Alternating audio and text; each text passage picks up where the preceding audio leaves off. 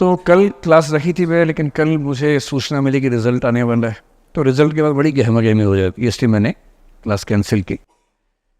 मुझे बड़ा दुख हुआ, कल आपसे मिलने का समय मुकर्रर था, लेकिन क्लास कैंसिल करनी पड़ी। तो आज हम बातचीत शुरू करेंगे, लेकिन मैं समझ सकता हूँ कि अभी आपके मन में पहली धुक-धुकी तो रिज़ल्ट को लेके होगी कि क्या स्थिति है, और आप जिस माध्यम में हैं उस माध्यम की क्या स्थिति है, ऐसा ही होगा, है ना। आज मुझे कुछ बच्चों ने अखबार की क्लिप भेजी सुबह, स्पेशली राजस्थान के अखबार थे एक दो।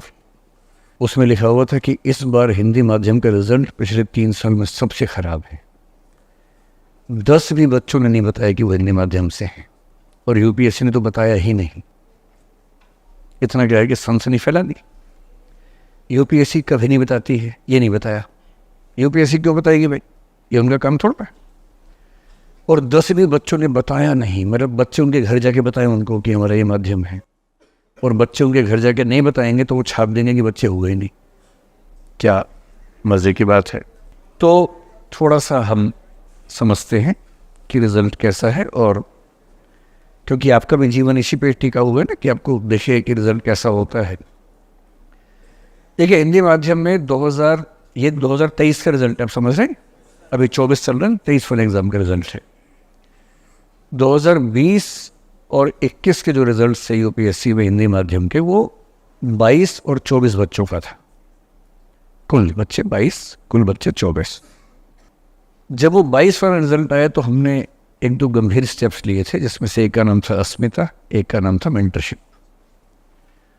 और हमारी टीम ने बहुत ताकत लगाई, जितनी ताकत हम लगा सकते हैं हमने सारी ताकत झोंक दी उसके अंदर, जिसका परिणाम ये हुआ कि 2022 में 54 बच्चे सेलेक्ट हुए। ये आपको पता ही होगा, पिछले साल ये बात काफ़ी प्रचलित हुई थी कि 22-24 से बढ़ के 54 रिजल्ट हुआ, डबल से भी ज़्यादा हो गया। तो खुशी की बात थी, पूरे हिंदी समाज के लिए खुशी की बात थी।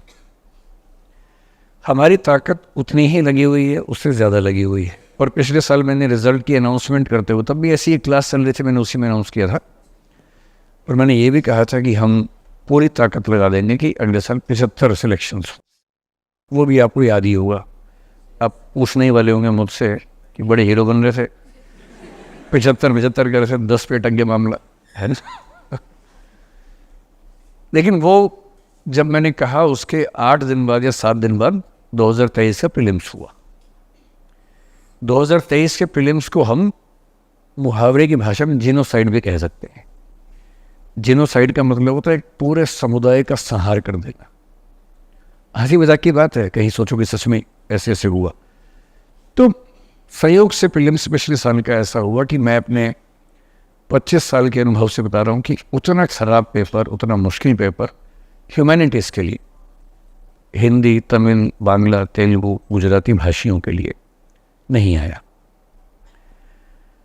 और उसकी एक बानगी अगर देखनी हो, बानगी का मतलब एग्जाम्पल, दृष्टांत, नज़ीर देखनी हो, तो ये है कि पिछले साल जब 54 बच्चे सेलेक्ट हुए, उन 54 में से 12 तो बन गए IAS, प्रॉपर IAS।